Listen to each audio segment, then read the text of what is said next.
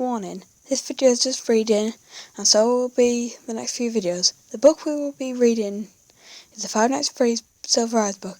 This is part 2. Hope you enjoy. Like and subscribe for more. It really helps. Hashtag Scott Cawthon is the best. Let's begin. I will only be reading for 40 minutes at a time. Love you all, and peace.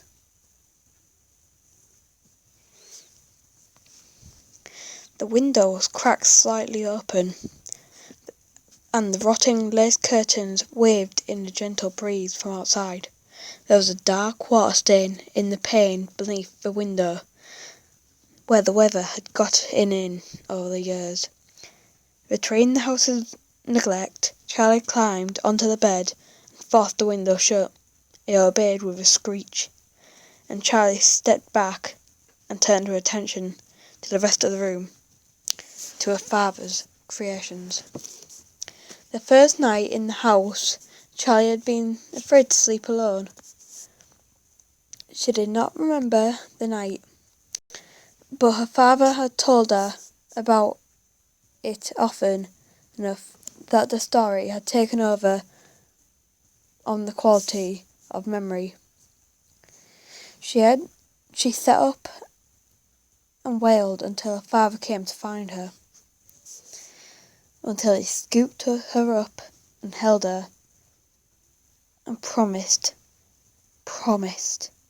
her he would make sure she was never alone again. The next morning, she took her by the hand and led her to the garage, where he sat to work, keeping that promise. The first of his inventions was a purple rabbit, now grey with age, from years of sitting in the sunlight. Her father had named him Theodore. He was the size of a 3-year-old child, her size at the time. He had plush fur, shining eyes, and a dapper red bow tie. He didn't do much, only waved a hand, tilted his head side to side, and said in her father's voice, "I love you, Charlie." But it was enough to give her a night watcher, someone to keep her company when she could not sleep. Right now, Theodore sat in a white rocking chair in the far corner of the room. Charlie waved at him, but not activated. He did not wave back. After Theodore and the toys got more complex. Some worked, some did not. Some seemed to have permanent glitches, while others simply did not appeal to Charlie's childish imagination. She knew her father took those back to his workshop and recycled them for parts, though she did not like to see them dismantled.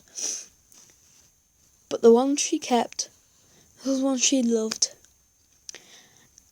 and they were here now, looking at her expectantly, smiling. Charlie pushed a button beside her bed. It gave way stiffly, but nothing happened. She pushed it again, holding it down longer, and this time across the room, and with a weary creak of metal on metal, the unicorn began to move. The unicorn Charlie had named Stanley for some strange reason she could no longer remember, was made of metal and had been painted glossy white. He trundled around the room on a circular track, bobbing his head swiftly up and down. The track squealed and screeched as Stanley rounded the corner and came to a stop beside the bed. Charlie knelt down beside him on the floor and patted his flank. His glossy paint was chipped and peeling, and his face had given over to rust. His eyes were lively, gazing out of the decay. "You need a new coat of paint, Stanley," Charlie said. The unicorn stared ahead, unresponsive. At the foot of the bed there was a wheel, made of patched-together metal. It was always a reminder of something she might find on a submarine. Charlie turned it. It stuck for a moment, then gave way, rotating as it always did. And across the room, the smallest closet door swung open. Out sailed Ellie on her track, a child-sized doll bearing a teacup and a saucer in her tiny hands, like an offering. Ella's plaid dress was still crisp, and her patient leather shoes still shone.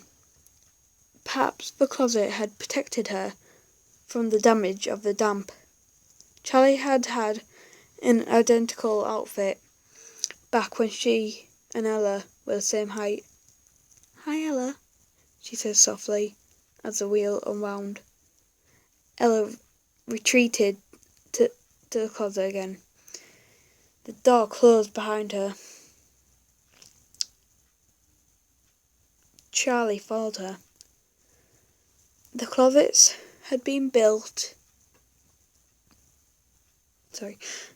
The closets had been built to align with the slant of the ceiling, and there was 3 of them.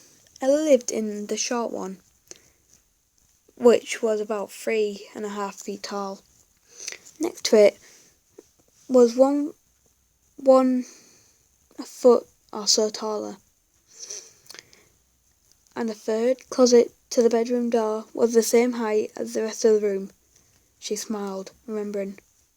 "Why do you have 3 closets?" John had demanded the first time he came over. She looked at him blankly, confused by the question. "'Cause that's how many there are," she said finally. She pointed definitely to the smallest one. "That one's Ella's anyway," she added. John nodded, satisfied. Charlie shook her head and opened the door to the middle closet, or tried to. The knob stopped with a jolt. It was locked. She had rattled it a few times, but gave up without much conviction. She stayed crouched low to the floor and glanced up to the smallest closet, her big girl closet that she would someday grow into. "You won't need it until you're bigger," her father would say. But that day never came. The door now hung open slightly, but Charlie didn't disturb it. It hadn't opened for her. It had only given way to time. As she moved to stand, she noticed something shiny, half hidden under the rim of the locked middle door. She leaned forward to pick it up. It looked like a broken off piece of a circuit board. She smiled slightly. Nuts, bolts, scraps, and parts had turned up all over the place. Once upon a time, her father always had stray parts in his pockets. He would carry something he was working on around. He set it down and forgot where it was, or worse, put something aside for safekeeping he'd never see again. There was also a strand of her hair clinging to it. She unwound it carefully from the tiny lip of metal it was stuck on. Finally, as though she had been putting it off, Charlie crossed the room and picked up Theodore. His back had not faded in the sun like the front of his body, and it was the same rich, dark purple she had remembered. She pressed a button at the base of his neck, but he remained lifeless. His fur was threadbare, one ear hanging loose by a single rotting thread, and though the whole she could see the green plastic of a circuit board. Charlie held her breath, listening carefully for something. "I lie," the rabbit said, with a barely audible halting noise, and Charlie sat him down, her face hot and her chest pinched tight. She had not really expected to hear her father's voice again. "I love you too." Charlie looked around the room. As a child, it had been her own magical world, and she was positive of it. Only a few children friends were ever allowed inside. She went to her bed and sat Stanley moving on his track again. She left, closing the door behind her, before the little unicorn came to a halt. She went out back door to the driveway and stopped in front of the garage that had been her father's workshop, half buried in the gravel a few feet away from a piece of metal. Charlie went to pick it up. It was jointed in the middle. She held it in her hands, smiling, as she bent it back and forth. An elbow joint, she thought. I wonder who that was going to belong to. She had stood in this exact spot many times before. She closed her eyes, and the memory overwhelmed her. She was a little girl again, sitting on the floor of her father's workshop, playing with scraps of wood and metal as though they were toy blocks, trying to build a tower with the uneven pieces. The shop was hot, and she was sweaty, grime sticking to her legs as she sat in her shorts and sneakers. She could almost smell the sharp, metallic odour of her father and the soldering iron. Her father was nearby, never out of sight, working on Stanley, the unicorn.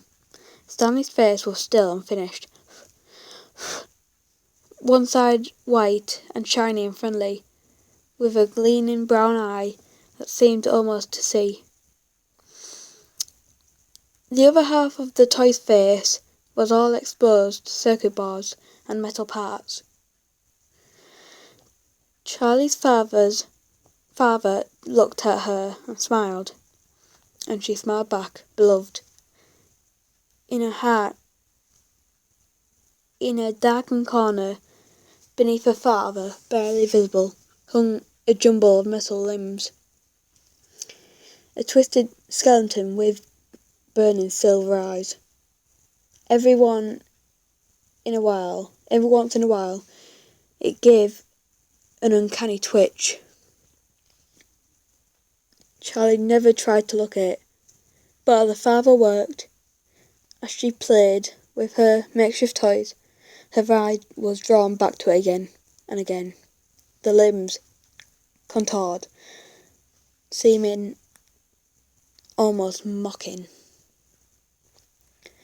The thing, a ghastly gesture, and yet there was something about it that suggested enormous pain.